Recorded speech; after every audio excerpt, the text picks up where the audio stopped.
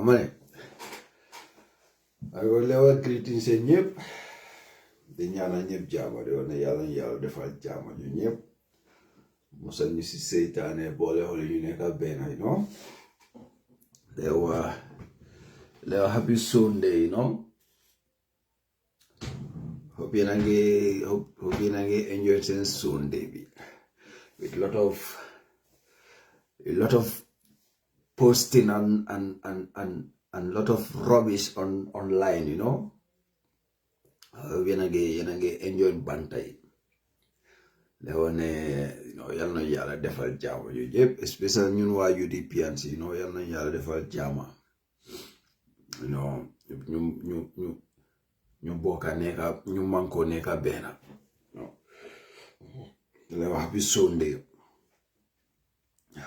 You want to neka Gambia nak yalla le yalla yokal holy muñ, you know, because easy with President Bolem fa amé koku mom koku falewulen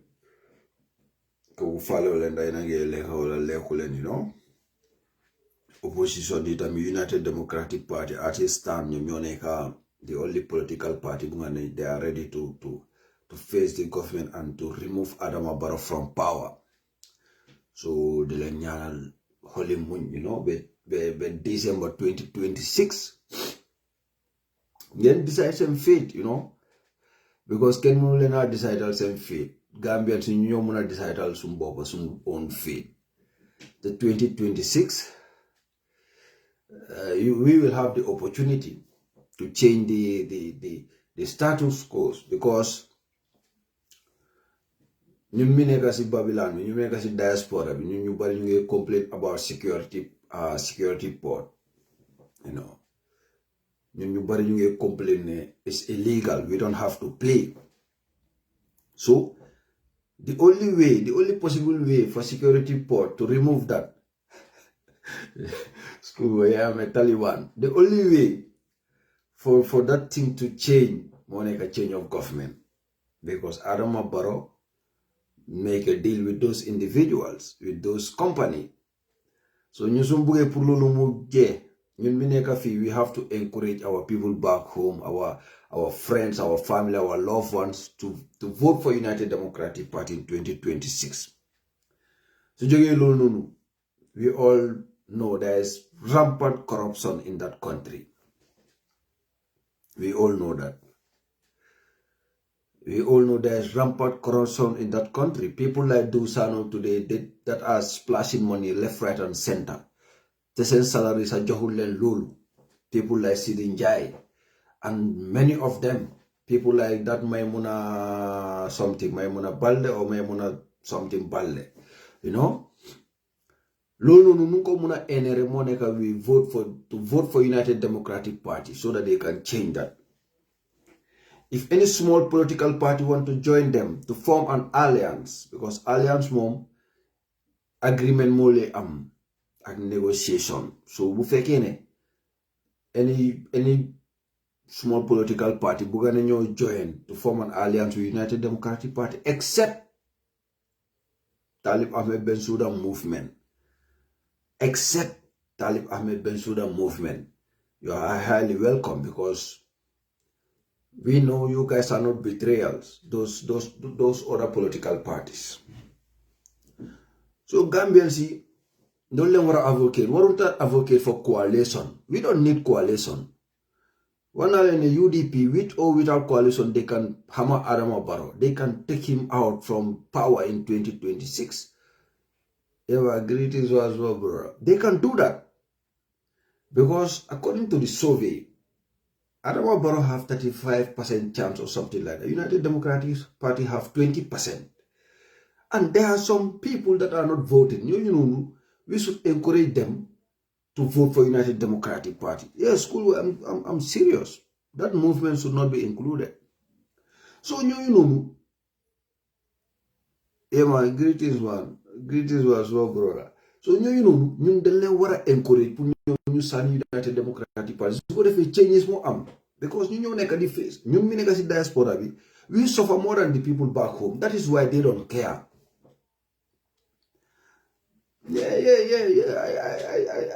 I'm following their posts and all those stuff, you know. I'm following that. So right now, from Nekani, Gambians, we are suffering more than the people back home. More than some of them, they don't care. They don't care if Adam Barrow continue, and they are ready to fight United Democratic Party. They are ready to fight the party that want changes. Party who buga punyun nyumuna am jama, dunabi wanyeku, saku sukur, you can have saku cement, bag of rice, aku nyumuna wanyeku, security port, nyumuna cancel deal bobu nonu. United Democratic Party is the only party that have the opportunity to change that. With the Honorable Lawyer Usenu Numukunda Dabo. So some of these individuals that are calling themselves opposition, they don't want that. This is not movement bobu changes because hamala you munumta win. Best is movement munumta win. They cannot win any election, be mayoral, be councillor, be whatsoever. They cannot win it. So for them, just in the United Democratic Party, they have more opportunity to win.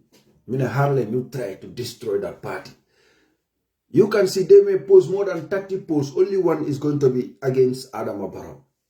The 29 is going to be against United Democratic Party. Legi ñom xamnen ne Talib Ahmed Bensouda amut capacity bi, amut that position to be a mayor, talk less of a president. There will be a third force. From winnable candidate to third force. So which means that they want to discourage the other political parties to form alliance with United Democratic Party and to go with them, which means they will lose and they already know and they don't want to do, and that is what they are trying to promote. That is their agenda. The Indian political party, they will not agree to form an alliance with that movement because Talib should be tested. Talib is the winnable candidate. According to them, Talib is the winnable candidate. Talib is the one that can, he's the only competent candidate out of all the oppositions. Talib Mumra win Adam Barrow. Let them election. Very simple. Not them election as the winnable candidate alone with his movement. Let us see how it is possible for a 2% of a movement can win over 80% of our vote. So Talib cannot do it. So now they are talking about a third force. They in an opposition political party. Ñun warunta compromise our position because this movement, they have not been tested. They just believe in their own theory in a winnable candidate. So let us go by that. No. You guys should make sure they test themselves. Let them be tested. Winnable candidate, we need a winnable candidate. Your first test. Punga contest, you are talking about a coalition and alliance. That means you don't trust yourself. And this word is from Kemo Boyan. That is their spokesperson. He's the one talking about the third force. So it means the lady, Talib Samunta them alone. So that how can you form an alliance to a political party that have never been tested? Or a coalition? Especially much more than he is a winnable candidate. A winnable candidate that have never been tested is trying to form a coalition or to be part of a coalition. No. Numbers matter. And numbers are very important. Can that movement pull even 20,000 votes? Can they pull it? 20,000. 20,000. Can they pull it? The oppositions, GDC can pull more than 50,000. So where can pull more than 40,000, 50,000. And other small political parties, APRC No to Alliance can pull more than 20 to 30,000 because they have been tested. GDC have been tested, 𝒂𝒏 have been tested, APRC No to Alliance have been tested, and other political parties. They were part of the 2016 election. Those people have been tested. Now let us all agree Talib is the winnable candidate. Let us all agree with that theory or with that narrative. Okay, now you are the winnable candidate. You have to be tested. Go for an election. Your former Anglosa movement, so you want to start a coalition. You don't have a political party. Your movement man, I have my own movement. Another individual have his or her own movement. So now you are talking about coalition, a mere movement.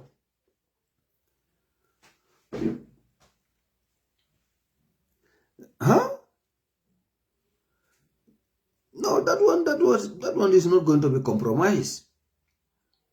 We'll let them go on from their own coalition. This is like the issue is. So, brother, the Talib is not our enemy. I agree, 100%. Talib is not UDP enemy. Let us agree. Man, I am not going to be push and pull with people following me about Talib is UDP enemy or not. But if you follow the statistics, if you follow the way they are doing their politics, you will realize that they are the only opposition that are going after United Democratic Party. If that's an enemy, I don't know.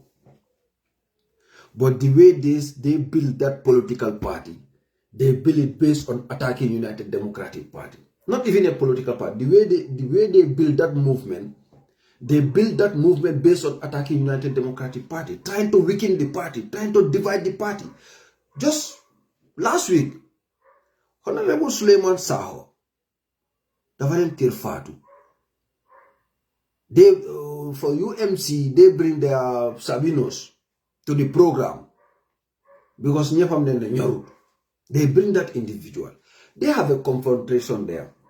After the program, out of all the opposition, only UMC members we are saying Suleiman Saho go through the back door or something like that to ask for a ministry position if Talib become a president or whatsoever.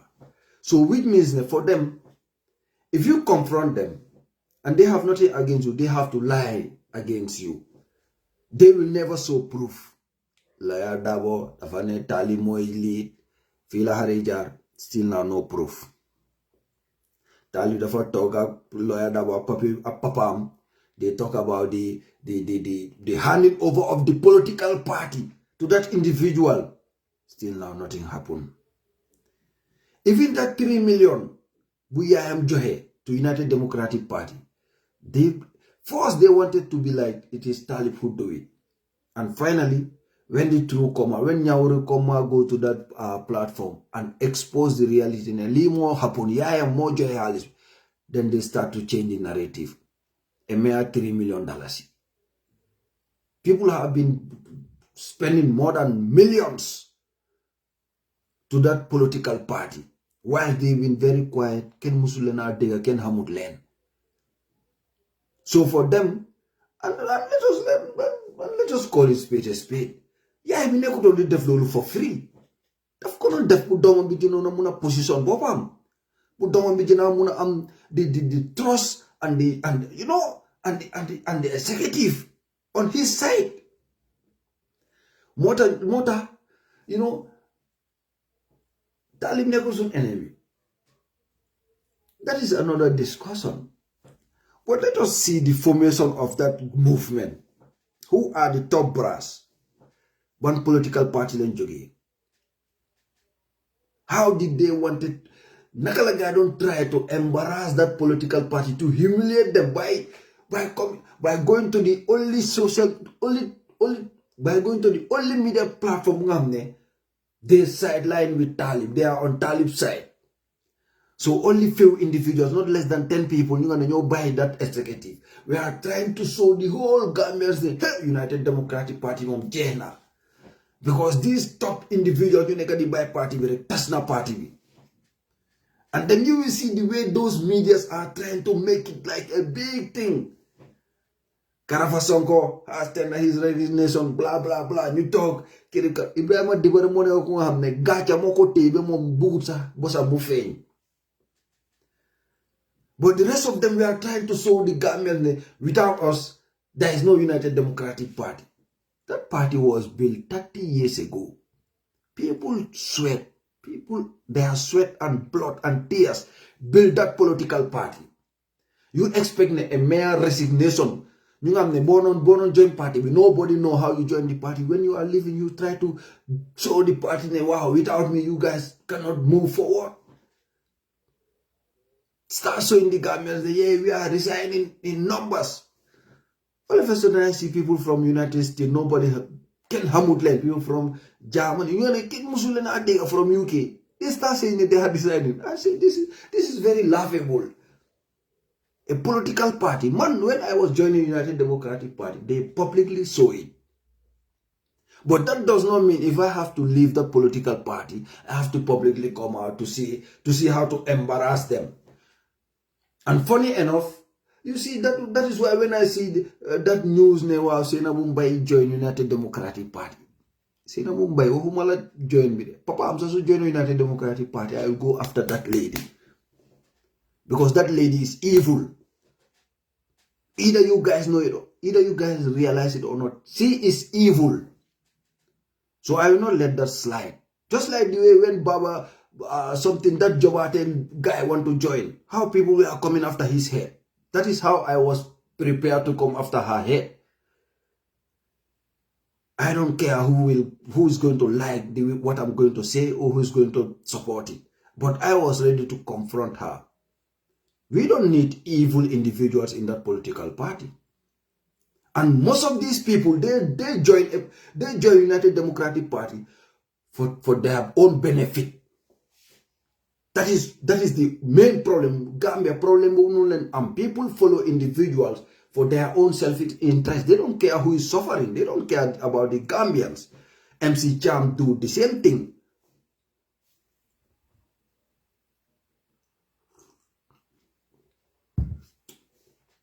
Karafasonkom, the same thing. Tombon said, all of them, they join United Democratic Party for their own benefit. Kemo Bojam, all of them. Because United Democratic Party give them that exposure, that position that they are today. Being a nominated or elected or whatsoever. So never United Democratic Party, nobody knows those individuals. Yeah, man. Oh, brother. Greetings, man. So all of a sudden you expecting that the political party that give you the platform, the exposure, if you are going to leave that political party, they are going to suffer. It's going to be an embarrassment. That is what they were all expecting. So you say Talib and his team are talking about a third force. They have no hope in themselves. They have no confidence in themselves. They don't have it. More today they are talking about a third force. We should have expected by now, because that movement was formed since 2022 or 23. That's when that movement was formed. Since 2023.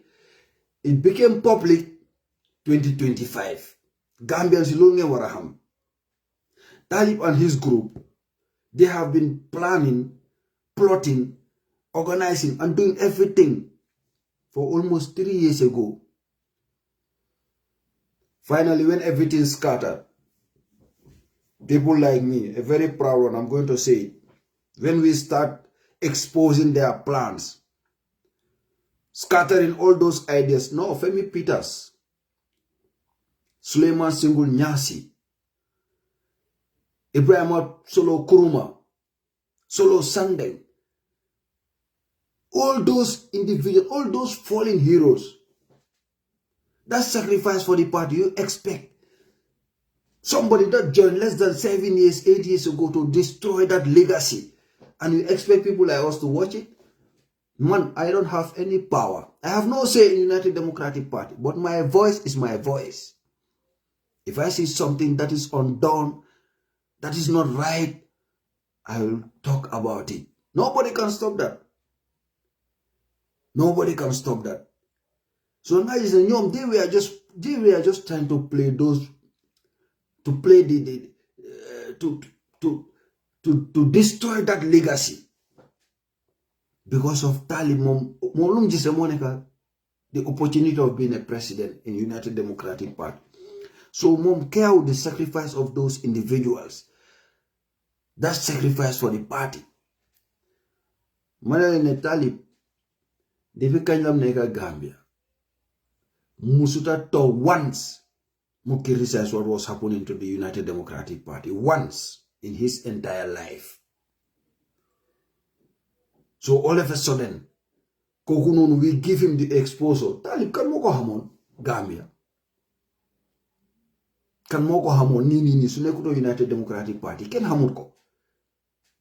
So all of a sudden, Kokunun munyo start bribing some individuals, the gender and expect, okay, people like me, they can talk me into that issues. Manelene, Sisla Lion Jarama. Moms they want to convince him. Man, they have tried, but you are not feeding me. Man, nobody is feeding me from any political party or any individual. So they start, the manipulative. Rohim Malik Lo, Monica problem, Rohim Malik Lo, problem, I don't care. As far as mom, he is defending the party and the party leader, well, that is more important to me. I don't care if she is going to leave the party. That was not important to me. What was more important to me is listening her interviews, defending the party leader, calling out individuals, showing the Gambians, this is what is going on. You took it for Young Davos Tamitua. Young Davo made an interview, guy, interview Bono Wortona, Manele Leg, Lolembuga, Muafen. Wow, Talib is a very good man, very corrupt. No, youngster will say what he have to say. The better, almost 1 year plus. Youngster will interview me, see me making. Mugenyo am 1 year. Better. Talib just have an interview yesterday, huh? None of these journalists are even trying to ask him, Youngster will lumla allegation that he lay against you. Langa say tonto. Because they know Yanks do ifen. That is why they are calling him Mr. Temperament or whatsoever. Because he is very truthful. Lumawa, daf ko tiba si wala mi mu wax ko. Suy am ñu mo nahari len way but lolu moy nek dega bi. Talib was trying to undermine the chairman of Brikama Area Council. For what? Because undermine na Rohim Malik Lo. Build some enemies surrounding her. They start to say rubbish, all those things, trying to bully her. Mune okay, legi complete na mission bini. Harama dem Brikama. Yang semua no gonna feed off it na nye. It's not going to work. And I'm not going to be silent. Some party leaders are one of them. Ona la nyom nyata yek mu wahal len. Te sibir wa bobu nonu. Kena si gare ka agree wu. Mo buga in the issue. Yang Davo gena walu ñu ne waru ko wax. Mo tay Ibrahima Dibo mo deglu audio mi. Dema barki dema audio mi me ko ben sense. Dama ko deglu mo xamne ki lu nekk di wani legi dafa melni ku jafu. Because mom munuta gena. UMC mom munu fa gena. Gacha su ko fa non rey every day sa munu fa gena because mom mo xam lan lam dugalante Mrs. Drame. Mo am lan la ga dugalante. Why audio le jagar ni, it doesn't make any sense legi.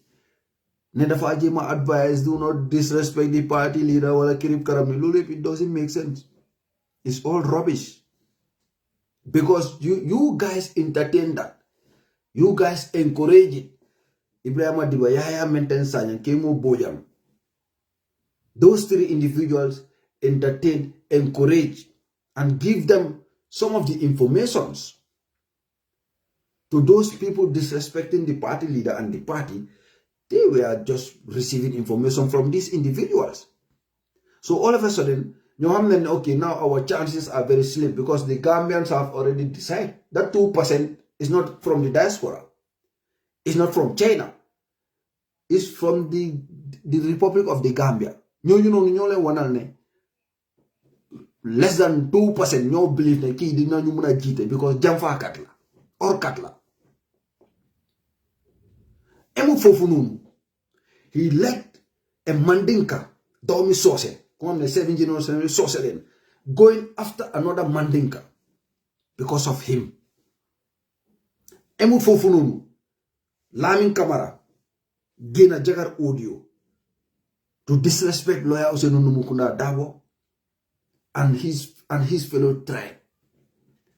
Emu Fofununu de Muyoni fecha kata bobuno Zimba fecha kati Zimbabwe ak dem inter house di fecha. Utami ñew mu ne Talib jël ko pour mu nekk président pour mu lead United Democratic Party because of du Socé. Emu fofu nonu mu yoni wa benen ku nga xamne mom koku rancang pancang la koku nonu koku tamit the same thing. So they build this movement based on hate and to try to discredit United Democratic Party. Mota solewa they will never mention ne okay, 5 elections you know the four election was under dictatorship. They never talk about it. What is this law? Yaya try to bring Dabo pass issue with Yaya Jammeh. All of a sudden Yaya Jammeh is a saint. They forget ne. So Sunday lay his life for them to be where they are today. All of a sudden they forget that all of them, because of what Talib manipulate them. It's not some people you can be even 50 years and still not be matured and still don't know how to maneuver some issues. That's what happened to majority of them. All those top executives that leave the party to join him, they were manipulated. They bribed them at this age, and none of them, all of them are Muslim. You will see them going to Friday prayers and all those stuff. But Halis, Jaranale, you just new race and more you don't see what dara. That's what happened. There's one thing that I want you Gambians to know. The way UMC, the way they are recording people videos to post it, man ku mistake bena yon. Si ñom ñepp la wone. Bena domi adama si gay ku mistake be nga screenshot suma natal wala suma post nga post ko si sa page bi. Di nga dem be de do ko musa faté. So chahan social media bi dang ko bay. Billahi wallahi talay. Man, I don't entertain those kind of things. Man, nobody can. I'm not in that position to be like they are bullying me. I'm not somebody that is in that kind of situation. That they are bullying me. Me with my 5 common sense and my capacity, I know what to do, and have lot of evidence that if I talk about you, if I that individual, even if I send you that evidence, you will be moved. You expect that you are going to, because of Talib Ahmed Bensouda, you are going to threaten me or you are going to bully. What is bullying? Man, I don't even know that. You may bully ladies or something, but a gentleman, man, I don't know that. So that politics that you are trying to do now, make sure you limit ko man, I don't entertain that bullshit. Man, I'm not somebody that's going to be like, bayan ala yala. I don't believe in that. I don't believe in bayan ala yala. I swear to God, man, believe in malul. You give me 1, I give you 100. Because you guys build that movement based on hate, tribalism, grudge against individuals. And you expect, okay, it's going to be an easy ride. Adama Barrow is our problem. No. It doesn't work like that. Adama Barrow is history. The way you are trying to destroy our political parties, the same way I'm going to try to destroy your movement. And like I said, Those mbojo are not my problem. Talib Ahmed Bensouda mooy suma problem man. Man moom lay face. Waaye képp ku jël issue bi ba bëgg ko def sa boss. Comme ni ñeneen ni ñu ko try they stop. Nobody tell them to stop because man you write one I write 10. And when we met in the Gambia don't have tus tas dara. Kuy nekk kuy dox ci biir Gambia di wax ne man kii mun naa koo def in a position kooku judoongut mun naa tax kii du ñeme kooku judoongut. I keep on saying that. Say we ne kii moo dafa he sometimes he feel big or I am very proud man. I know I feel so big. I don't entertain those bullshit. You do me, I do you worse.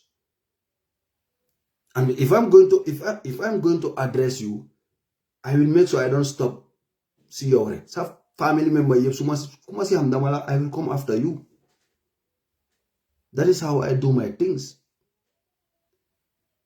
The one man they approach me, still now none of them can deny that. Even their movement.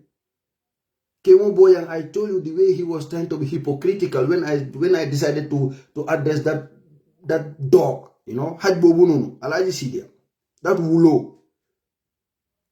Yaya maintained the same thing. Ibrahim Tunko Marina, the same thing. Man, I don't mind to name names. Because what I'm saying is the truth. Those individuals who are trying to play double standard. Today you talk to them, they show you they love lawyer Usenu Numukuna Adabo, they respect him, he's going to. Tomorrow they show you another face. And one, I don't like individuals that behave like that. You have to be truthful. And like I said, if you want to come for me, make sure you show yourself. Don't hide behind fake profile or whatsoever. Man, even NPP, they try that they stop. NPP, the ruling government, some of their individuals living in the United States, they tried and they stopped. They even called me to explain. Man, I don't entertain those kind of explanation. No, just carry on. I carry on. This is a social media space. You have no right to try to censor somebody or try to bully somebody because he or she supports somebody. It doesn't work like that, man. I don't mind, you can support Talib entire generation. That is not my problem. But as far as I'm addressing that individual, you decided to take it on your own. You have to face the consequences. Do not talk the hard explain. Fatu Jain, 1 hour ago, somebody selling my screenshot. He decided to talk to me once. People start calling me because I asked individual, do you know this lady? They say no. Yes, they know. I say, tell him I'm not those people that say ki go la wala jigin la. Man, if I have to address you, I don't look on your gender. I will go after you 100%, all out. The time you were living in those Arab countries and everything, I was doing all my research. But finally I seen, okay, the people that were sending her realized they came on Dofla, see internet. And I like to call names because I know I am right. And if calling your name really hurt you, address me. That go non nga wara mel wala jigin. If I talk about you and you have issue with me, address me like the way I'm addressing you. The way, just the same way like I address Nene Freda Gomez, the Christian Council, the Christian community with United Democratic Party. Because I do things without being disrespectful or without being angry, or I just address you the way you are. If you are a hypocrite, I address you in a hypocritical way. So we go twist as an personal attack. That's on you. That is not on me. So right now, United Democratic Party, Lun Sohla, is an alliance with these other small parties. They are small parties. Because I don't know how do the people want us to call them? They are small parties. This one have 20%. They have the maximum there is 7. The rest are 2, 4, 1. So they are small parties. So we have to form alliance with those small parties. And we have to approach the Gambians. Because there are a lot of places in the Gambia, you know how many NPP used to read those areas. The United Democratic Party also read those areas.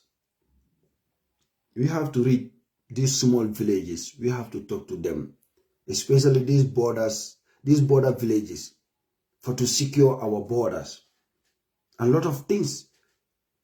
We cannot promise them everything. We cannot promise them heaven, but we can say at least there will be some changes. And the United Democratic Party's members, these 11 months, these 10 months is not a time for relax. We have to make sure we intensify the campaign.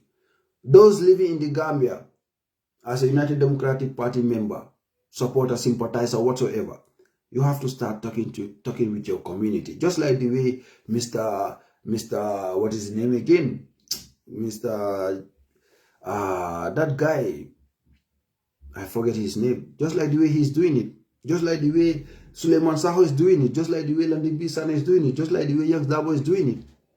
They are all official, but they are leaving their comfort zone, approaching the individuals and some communities to encourage them to join United Democratic Party. So yemi fa nekatam lolu ngeen wara def.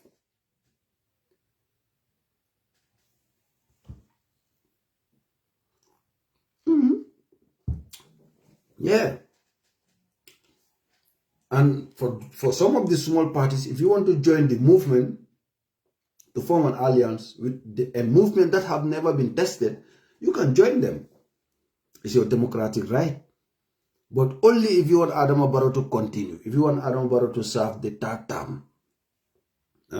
That's the only time you will think about joining that movement.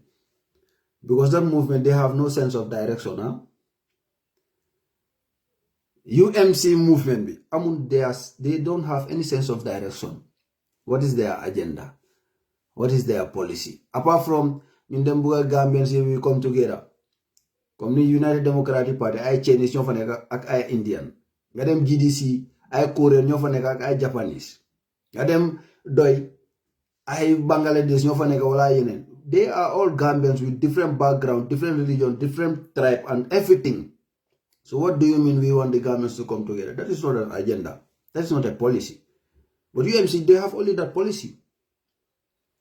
And 1, 2, you will hear their movement leader talking about, no, we have to avoid tribe. Nobody is talking about tribe in this 2026 generation.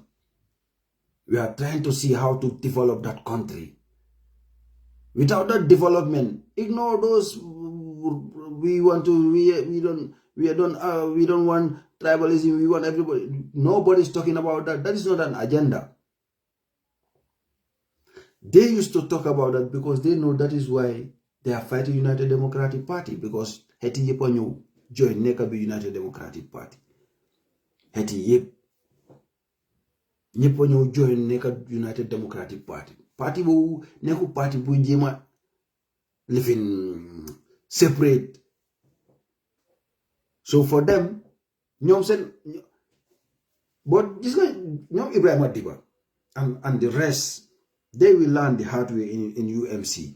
Malengowa. As time goes, they will learn the hard way.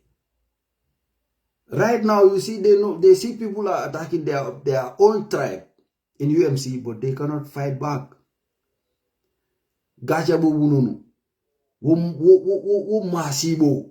Wo malo. Ibita sambola muntole. Iteni mobe dula killing. Akela siyo mutaka doya. Ite fem fola no je. Because of money.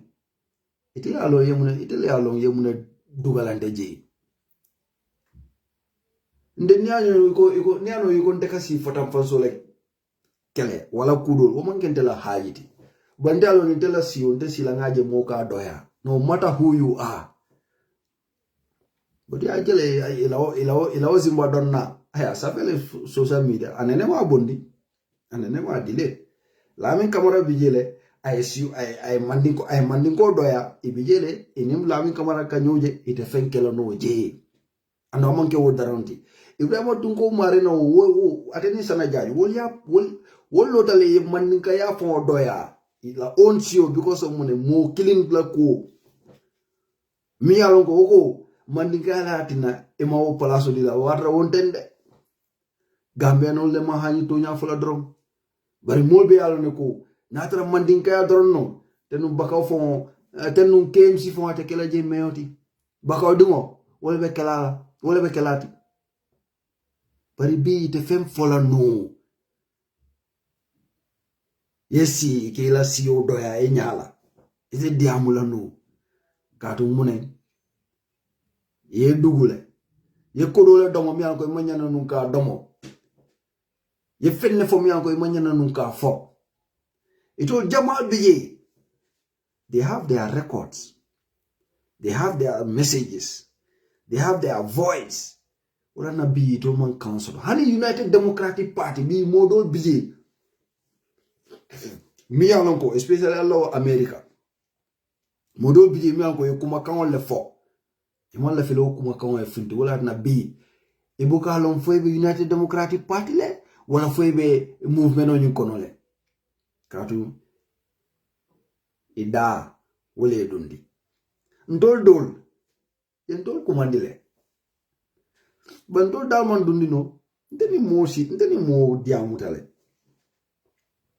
akonyo ko last year de ma fo akonyo ko last year November anyo ko fembe funtila akonyo ko ite fonbe bola da botola nkay ko hanna ye video le bondi ye video le bondi ye dawo bonda be mo busaka wala be mo abe kuke ka mo la mi anko amon better o ratina de boje because that was their whole plan to destroy the image of that individual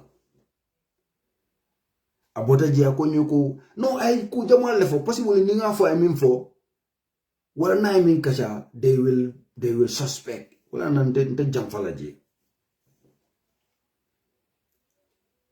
kabringa je la malbale ya siata start a dole on friend because I don't entertain those people. I don't know them.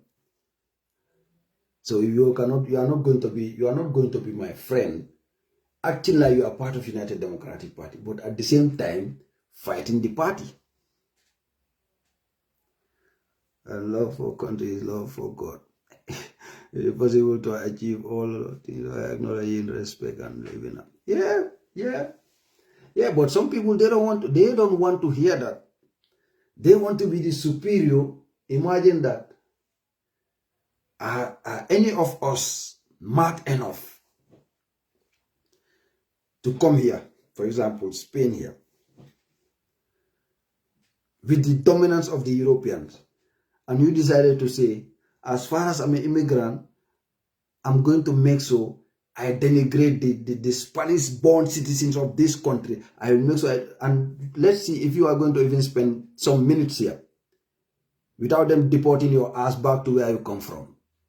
You can call it racism or whatsoever, but they don't take those disrespectful. They will show you we are the superior, we are the majority, so you cannot come here trying to start something. But in the Gambia, ikawale tandi mola. Ala ko mandinkolle be siala Gambia. Ala mafoko mandinkolle tamu Gambia tede. Wala mandinkolle nyandaka siol maraje de. Ala le ko itolle be siala je. Ite sido. Kadu yulutale ye bani fa tara be wo mandika ibe mandikol konkan. Ite ko ibor ngaw continue. Ila mandika kon mandinka dingo fon kana ke balundi. Because majority of them mandinkolle ke balundi mandinka dingo lika wolle dani. Amankeko is something that you have to be like, no, it should not happen. It should happen, but you cannot hate. Hate an ethnicity or a specific tribe, whilst those tribe is feeding you. For example, I have a Wolof wife, or a Jola wife, or a Manjako wife, and she bear me wonderful children.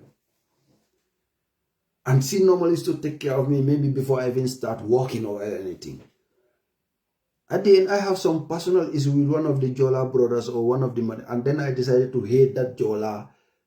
That's all of whatsoever. Forgetting the key moment on devil when I was nobody. But for the general, I told me they are the future leaders. That is what is affecting us as a country. A lot of hypocrites. They will hate you whilst you are feeding them. Yala money. In the Gambia, there is a country called the Gambia. The majority are going to be Mandinka. You go to Senegal. There's a majority tribe there. But why Senegal are not having that problem? Why they are not having that problem? You go to Guinea, you go to Guinea-Bissau, you go to all these African countries, West African countries. You have a majority tribe, but the minority are not trying to disrespect them or trying to put them in a position where they will fight back. So why Gambia is exceptional? Why it should be a specific issue in the Gambia? But there is one thing, ku killing them all on the ni masibo be boylaji. Albe mandika di mojala aba mandika monyo aba mandika badi umudala aba kanate ila nyala. Ndele all fale. Because there is something that they call self-hate. Whereas slavery was very powerful. Because some blacks were selling their fellow black men. All what they were after is that small money, the Benjamin and the pesos and all those money. That is the problem we have in the Gambia. Because, and do you know what caused that? Living in a society where you are going to speak maybe Wolof or Fula as a Mandinka, you are going to speak Wolof or Fula. You go to the extent of trying to be like them. Trying to ignore your own tribe, trying to be specifically be like one of them. That's what the problem we have in the Gambia. I know a family that are Mandinkas, but yes, till today, they used to say they are not Mandinkas. Billahi or lie. That's self-hate. That inferior complex. That is the problem we have in the Gambia. That is why they don't respect you. Because if you tell them I'm a Mandinka, ni go Mandinka come for go no they sura kan wala jina me wala jola kan wala kuro. They start to look at you another type of way. They want a fellow Mandinka human being like them to hate himself because of what he is. That is the whole narrative in the UMC movement. That is what they are trying to paint, the Gambians. United Democratic Party is a Mandinka. Mandinka is a crime? Anita, to be a Wolof is a crime? To be a Jola is a crime? To be a Fula is a crime? So why should you guys trying to say United Democratic Party is a Mandinka? And so what? Okay, now United Democratic Party is a Mandinka party. Okay, so what? Are they not Gambians? Are they not Gambians? What is the meaning of United Democratic Party is a Mandinka party? What is the meaning of that? Are they from another country or from another planet? If they alago, okay, now next 2026 election, inshallah, United Democratic Party will ganyala. What is going to happen? For United Democratic Party, ibela victory in Saudi Sati dole banku dole kono. Namanke Gambia. So what is the problem? What is wrong with somebody being a Mandinka? But UMC, they are going to fail big time. They are going to fail big time.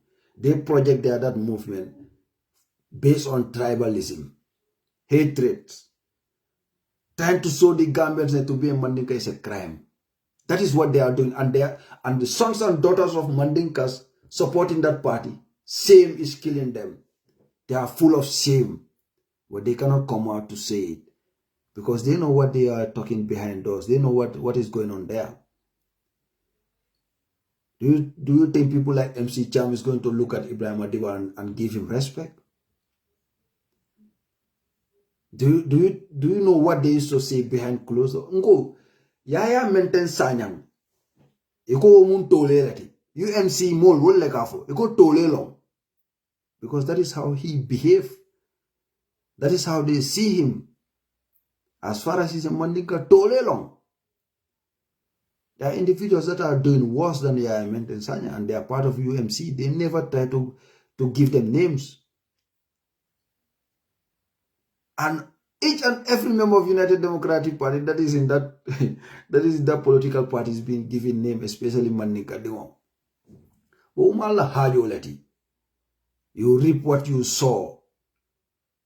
Hani so maninga mo ale isule soto. I'm not interested. They what we say every day, yeah. Even if I heard you guys are killing each other, I'm not interested. So go sing at it. I send him a message. I got his number. I sent him a message, but it seems like Soku is reluctant, you know, because he is not sure if he can talk to me or not. I sent him a message. He asked me, who is this? I present myself. I tell him me, my name, the party I supported, and the reason why I'm trying to get in touch of him, to get contact with him. But he did not reply. I will still try to talk to him. That thing that happened in the Congress, why Talib decided to take that position from Sukuhan. And what you call congressman yana kasodo because election ole kana momo ya la position on maintain munana Suku fought la position ola. Ibrahim Diba, we heard your side of the story. Now I want to listen to Suku. And there's another investigation me and Gomba about that KMC, about Talib Ahmed Bensouda. So you guys have to don't waste your time about me. As far as we are not in 2027, I'm not going to stop. As far as I am alive, I am breathing, I'm not going to stop. You cannot try to destroy my political party and send some goons, some individuals to insult my tribe, and you expect me to relax. I'm not going to say anything that will implicate me, me having issues like we are going to court. I'm not scared of court case or whatsoever. I'm not that type.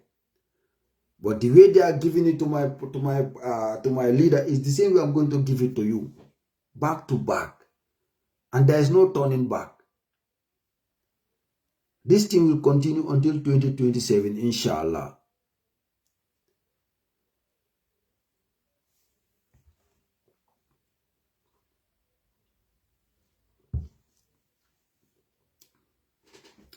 Now, brother, Mr. Drame, those individuals, they bury their head in shame.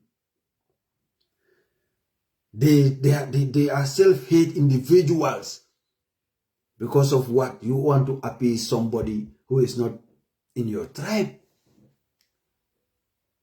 That is the whole issue. You want to appease somebody who is not in your tribe. You are trying to, you know, just to brush it. But deep down, you know, you are hurt. When I listen to Sana Jaju and Ibrahim Watunko Marina, I was not shocked. It happened. Do you think that during the slavery, only the white, only the Europeans and the Americans and the Portuguese were the one capturing all those blacks? No, some of them were captured by their own fellow blacks, their own fellow tribesmen. So if a Mandinka Dingo ka law publicly, because someone can Mandinko wala na mata. Whilst you know there is procedures, whilst you know there is something called Congress and all those things, elections. Gambian Soul and United Democratic Party ko lawyer daw ilafta ke sabarila ndol ko hani ite sabarila ndol laftale ye taminya to kodenke, and that was the crime. But some of them, lawyer Dawo leading was not only the problem. Some of them, they already give their voice, their words to Talib. That was their main problem. They already talked to him. They already saw him. Yo, yai, waji. People like Ibrahim Adiba, people like Yaya, people like Tombon Seidi, Lopi. All of those people give their words. People like Kemo Boyan, and some individuals in the United States. But luckily, some of them decided to back down, but now they have no say in our public space, which is very sad. Me, I joined United Democratic Party when 2018, 2019. There are people that were part of the formation of that party since 1996. Today, they don't even have a voice. They cannot even defend their party leader. They cannot even defend the reputation of the United Democratic Party. Whilst those people, we were looking up to them. They were individuals that we believe in. Whatever they say is what it is. Today, those people are very mute. If they didn't took, our parents sacrificed for this party, but today you have no say. It's because what you say. Lowa, yeminfo.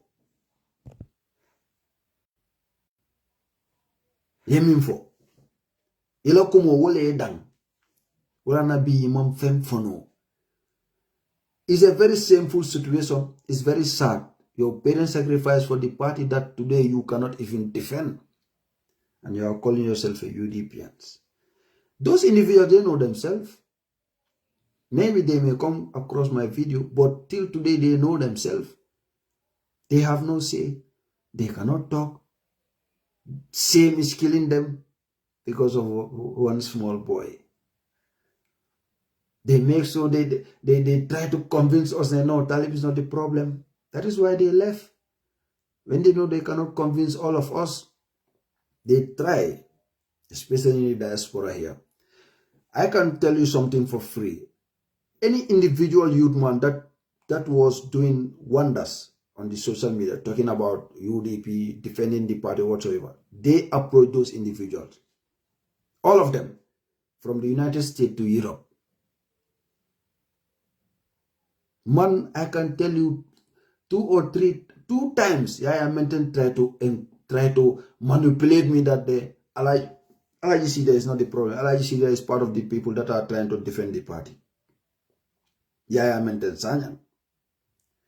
Ibrahim Tunko Marina, Natramba Fanya, he can come out and debunk me.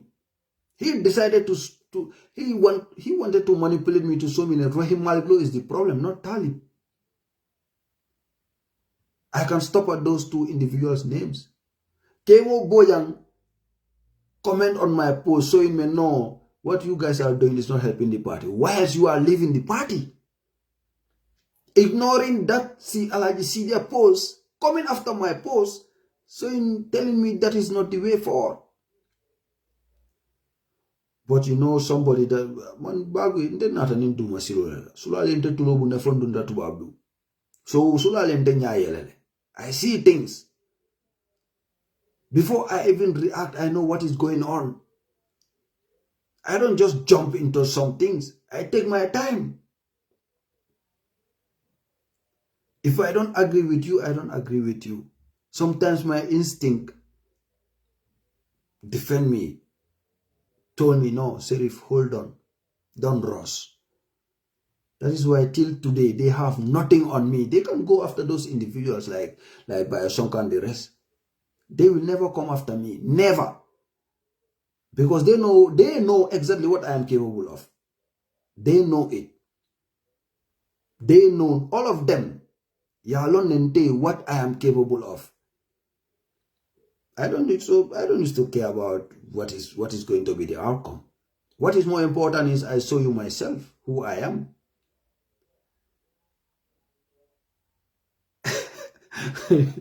Because I'm very stubborn. I don't want to listen. No, bro. I am somebody that cannot take some of the things, without, if they were not holding guns, no, they know. But then they normally used to have their guns, so I cannot fight back. And I have a mission, which was to reach here. So that is why I used to let them do whatever they want to do. But they opened my eyes, that road is an experience where you don't have to rush things, where you don't have to believe everything, where not everything that glitter is gold. That road, that journey, show me that, not everything that glitter is gold. So when they were trying to convince me, telling me, no, this is not the problem, this is the problem. Some of their members now that are caricaturing United Democratic Party, saying it that is, I have conversation with them to either I record it or not. I'm not going to say nothing on that. But I have conversation with them. While they were trying to convince me, Talib Yunus Haidara is not a problem. It was Babu Kasili Jame, Wandi Fasane. So they were trying to manipulate the individuals that are defending the political party and the leader to go at each other. They wanted me so bad to come after Wandifa or Abu Kasidi. I said, no, I'm not going to do that. I have to listen to both sides. I don't communicate for nothing. I communicate to find informations, answers, or questions. So that is why they don't get into me. They have nothing on me. I can tell you that for free. They have nothing on me. They don't even think about that. Okay, let us try and they are not even crazy enough to think about that. Like the way they blackmail some of them, like the Bob Ture guy and all those people, because they have evidence against them. Me, I don't I don't do that. You guys know me since 2015. I have been doing social media. I have been doing Facebook Live and all those stuff. I have never personally come after individuals.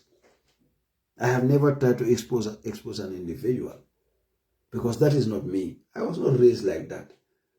But if you want to come after me, know that I have been using this internet since in the early 2000s. There are a lot of things that I know that you don't know. You only know somebody giving you information. Me, I can get information for free. Either by location, by pictures, by anything. Talib Ahmed Bensouda is a womanizer. I have my evidence, I have my proof, I have locations, I have everything. And they cannot deny it. They are not even crazy enough to deny it. Any day, they personally come after our party leader live. He is married or whatsoever. I will start dropping evidence. The way they are going to do it, the same way I'm going to do it. But mine is going to be worse. Because maybe for them, they are just going to fabricate something. Me, I have evidence. Now, he is a womanizer. He hired one of his side chick to work in KMC. And they cannot deny it. Especially the people working in KMC. That is why I'm not going to delete my videos. So that when that time comes, I know that time will not come, because they will not to get to that stage. No matter how they send that dog.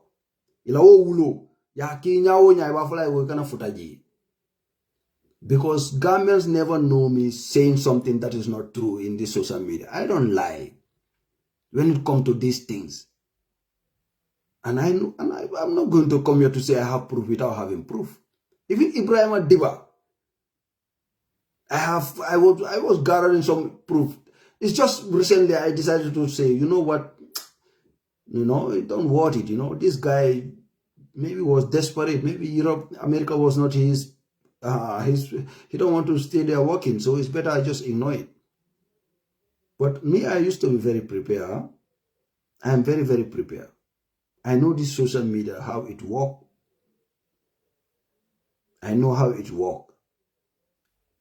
So to UMC movement, you can go after any individuals. Even you can come after me.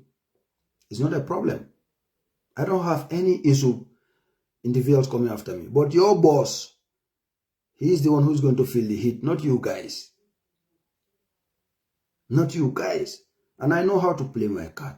I don't just get proof and say, you know what, let me just have it in me. Because I can lose my mobile. So I make sure I have some of my trustee too, you know, just like when you go to the bank, you have your account, your saving and all those things. So it's like that. Anyway, Jeff, you know,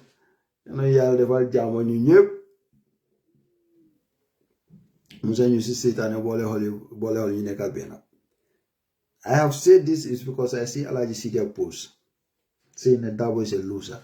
And I'm telling you, the one you are licking his ass is a womanizer. And he cannot deny it. He will never deny that. You see, the way he did not deny Young's Dabo allegation is the same way he's not going to deny this one. Lewa Jeff.